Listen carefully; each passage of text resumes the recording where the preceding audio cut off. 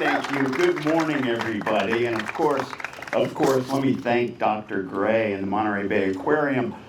You can't think of a better place to talk about what we're all standing together today for when it comes to our oceans, when it comes to the health of our oceans, when it comes to hospitality, when it comes to relying on our oceans for our economy, and that is the Monterey Bay Aquarium. Dr. Gray, welcome, and we look forward to continuing the partnership that you have started here. Let me also acknowledge, obviously, Supervisor Daniels, Mayor Williamson, Ted Balistreri, Janine Chikarat, and of course, Katie Thompson of Save Our Shores. But looking around the people that are here today, you have a number of people from literally the Salinas Valley to the San Lorenzo Valley to the Pajaro Valley. What our Central Coast stands for when it comes to people standing up to our coastal environment. And so I want to thank you and thank you for being here, which we really can't think of a more fitting backdrop than being here at the Monterey Aquarium that symbolizes not just the best of Monterey Bay,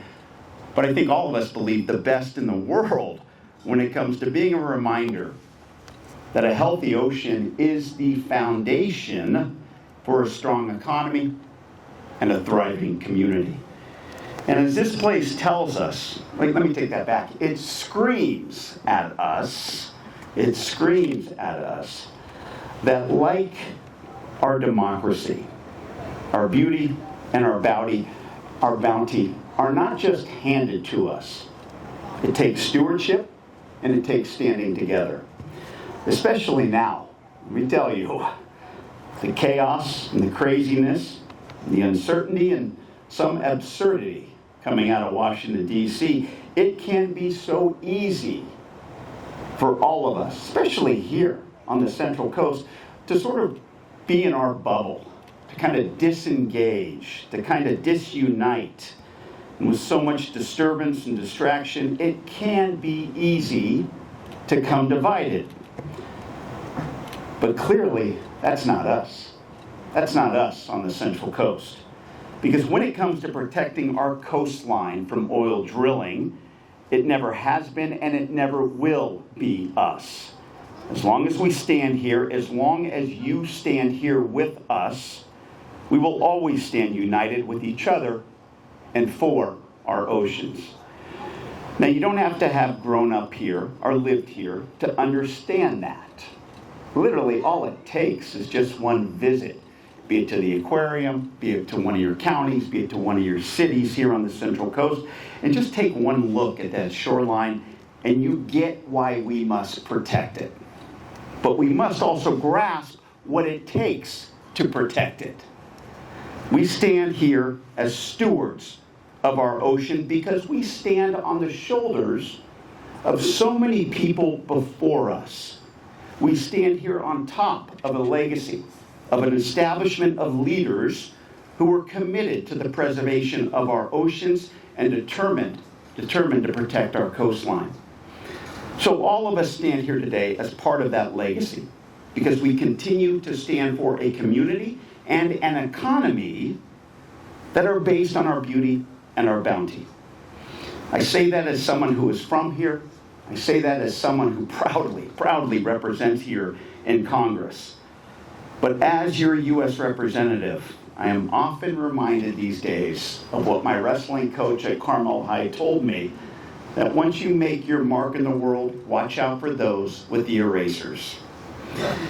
Beyond eroding the norms of our democratic institutions, we unfortunately have an administration that intends to erase the protections of our oceans. Now, they've threatened this before during the first Trump administration, when they proposed 47 lease sales on nearly every coastline of the United States, 3 executive orders to open up marine sanctuaries on the West Coast, and an executive order to prioritize oil extraction in our national oceans policy. But we didn't get distracted. We definitely were not divided, and we stood united, and we did what we do best. We got involved, we got engaged.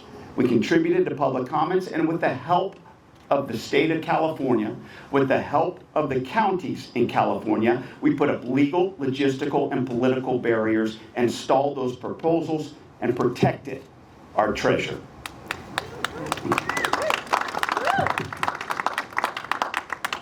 But we must continue to work together, because as we are witnessing, Trump 2.0 is different, and they can be a lot more destructive when it comes to our way of life, if we let it. This was made clear by their 5-year leasing plan to open up previously protected waters off of Alaska, off of the Gulf, off of the Atlantic, and yes, off of the Pacific, including what we see behind us, he's standing here in front of you, on the Central Coast. The Department of the Interior made their intentions clear when it released this draft proposal, when it comes to drilling for oil, all options are on the table. Well, that's why we stand here today, with everybody at the table, with all of our options on the table, to let this administration know that our Monterey Bay National Marine Sanctuary will not be the East Wing of the White House. Now, we stood firm during the first public comment period, with over 200,000 participants in that comment period against this proposal and for our coastline. We stand at the ready to do it again when the next comment period occurs, once the administration releases the updated plan. And we must continue to engage. We must continue to unite. And yes, we will continue to fight as we stand up to protect our coastline. Look, we don't just live in the most beautiful congressional district. We also live in a very diverse congressional district, where we're not always going to agree on everything.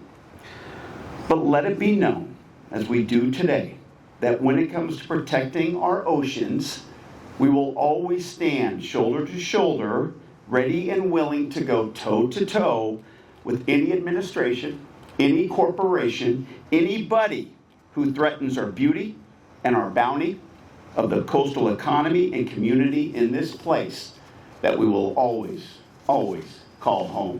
Thank you, everybody, and again, thanks to Dr. Gray.